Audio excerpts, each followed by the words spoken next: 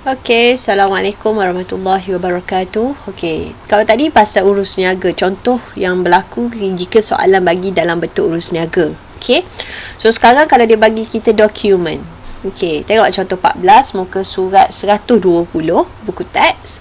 Dia bagi kita dokumen-dokumen ni. Pada 1 Julai 2016, buku tunai pasar Segar Hafsah yang menjalankan perniagaan kedai runcit menunjukkan butir-butir seperti berikut. Tunai di tangan 2,800, tunai di bank 12,000. Kita tahulah. Kita pun buat macam mana kalau kita bagi gini? Ia akan dijadikan sebagai baki BB. So kita pergi dekat buku tunai kita. Berapa hari bulan? Tahun 2016. Betul? Julai 1. Baki BB. Berapa tunai dia?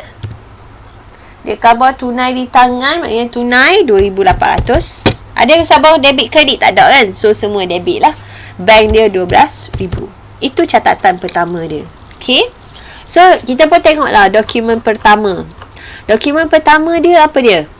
Ini adalah keratan cek. Ini apa ini? Keratan cek. So yang pertama kita kena ingat, keratan cek kita kena catatlah belah ni. Kita akan catat belah di buku tunai.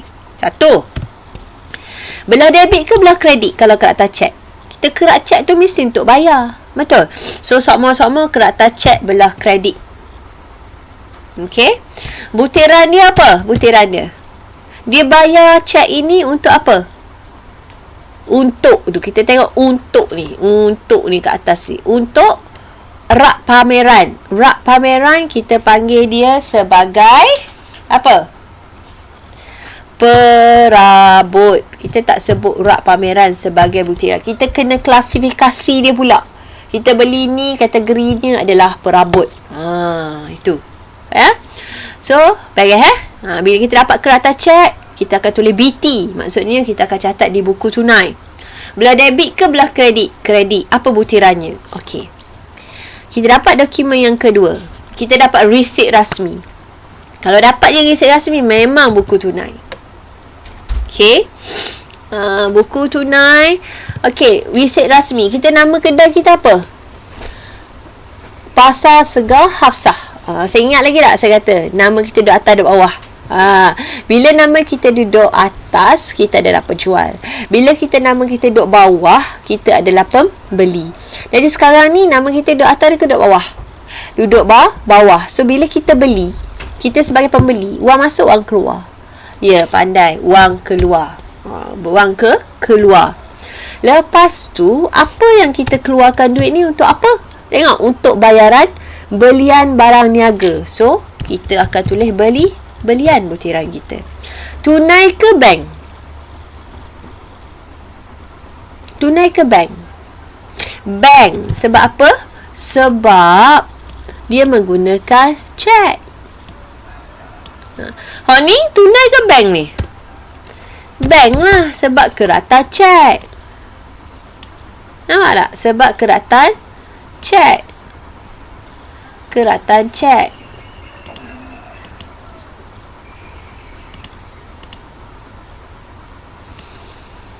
Okey, sebab kertas cek. So, bank lah. Kolom bank. Ingat. Buku tunai, belah debit ke belah kredit? Belian butiran. Bank. Okey.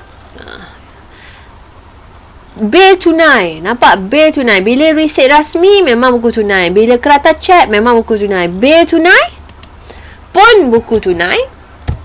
Tengok, nama kita duduk atas, duduk bawah. Duduk atas, kita sebagai penjual. Bila kita jual, duit masuk, duit keluar. Pandai duit masuk. Jadi belah debit. So apa yang kita duit masuk ni untuk apa ni? Tengok barang niaga. So ini adalah jualan. Ini adalah jualan kita. Tunai ke bank? Ya, tunai. Sebab tak ada nombor cek kat situ. Kan? Nampak tak? Yang ni benda utama lah yang kita kena pasti bila kita dapat dokumen. Next, voucher pembayaran. Okey, ingat voucher pembayaran. Voucher pembayaran ni tak kira lah nama kita duduk atas ke bawah, nama dia voucher pembayaran. So confirm dia di buku tunai. Voucher pembayaran, bayar belah kredit. Bayar untuk apa? Bayaran sewa kedai. So sewa butiran je. Tunai ke bank? Tengok bawah tu. Tunai ke ada nombor cek? Tak ada nombor cek, terus tunai. Boleh terima? Itu cara nak tengok dokumen lah. Resit rasmi buku tunai, kereta cek buku tunai, bil tunai buku tunai, voucher pembayaran buku tunai. Okay.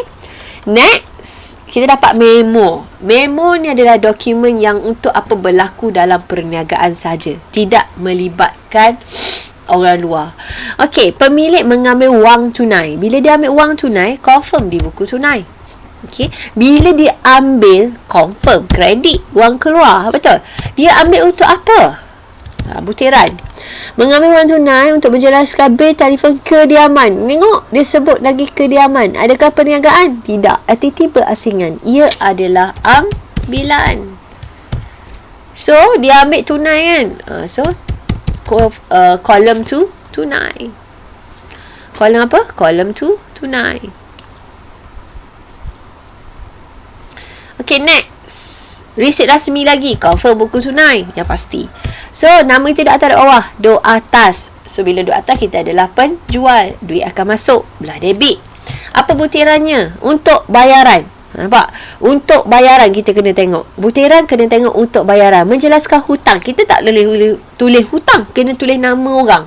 So, nama siapa? Ya, pandai. Hutang Ismail. Dan anak-anak lah. Tulis penuh lah ya. Dan anak-anak. Sorry. Dan anak-anak. Anak trading. Okay. Kena tulis besar. Kena tulis penuh lah ya. Kena terlalu penuh. Trading. Okay.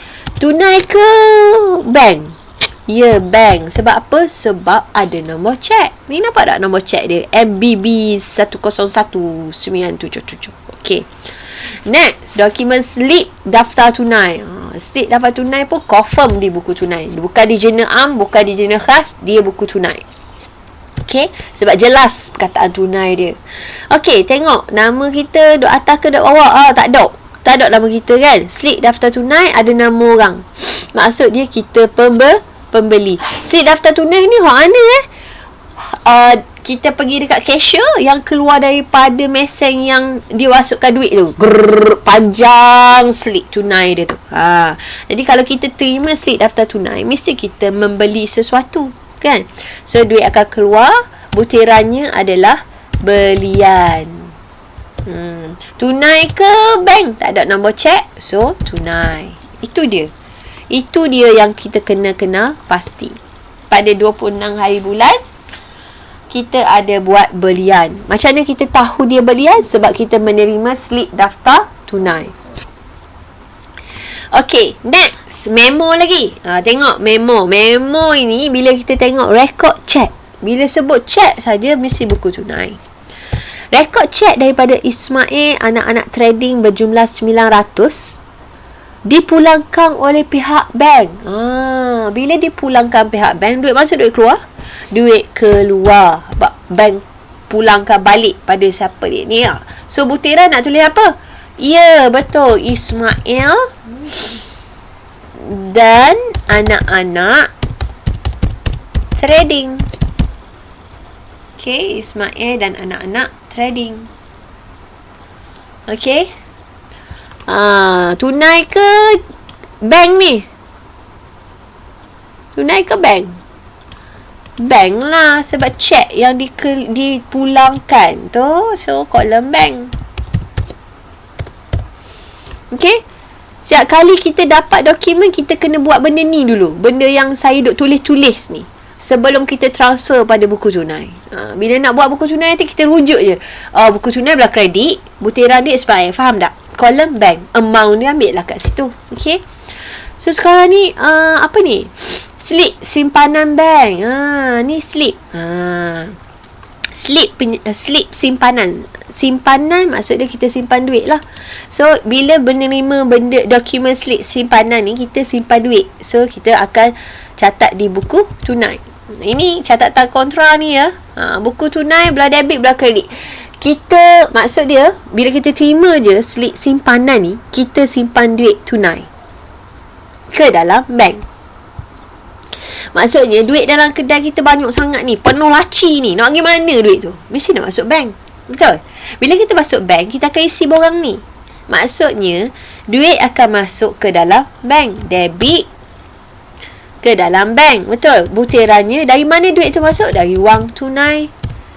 Okey, kolom bank. Ini adalah kontra.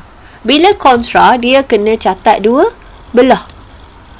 Dua belah. Kita nak tahu kerana cikgu dia kontra ke dia bayar simpan duit. Tak ada orang tolong simpan duit ke kita.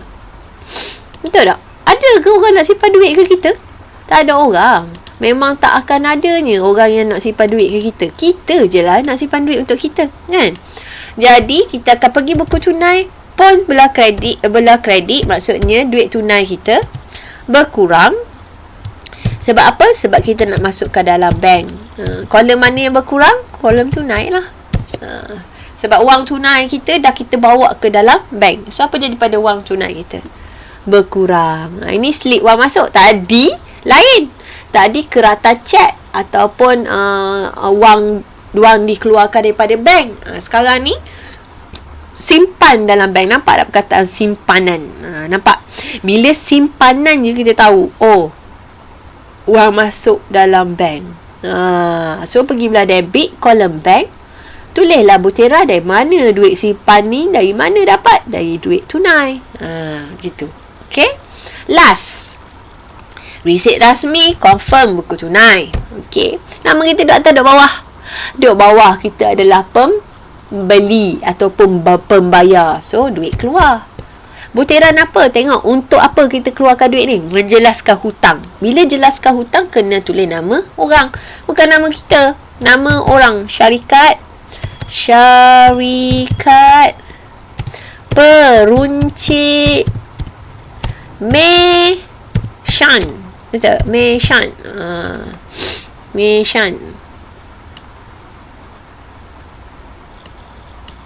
Meishan. Okay, tu butiran dia. Guna tunai ke cek? Cek. So bank. Kolom bank. Itu sahaja. Itu cara nak rekod dia melalui dokumen. Jadi kita pun isi-isilah mengikut apa yang kita dah buat dalam petok-petok ni, debit kredit tadi tu. Okay, itu sahaja untuk buku tunai daripada dokumen.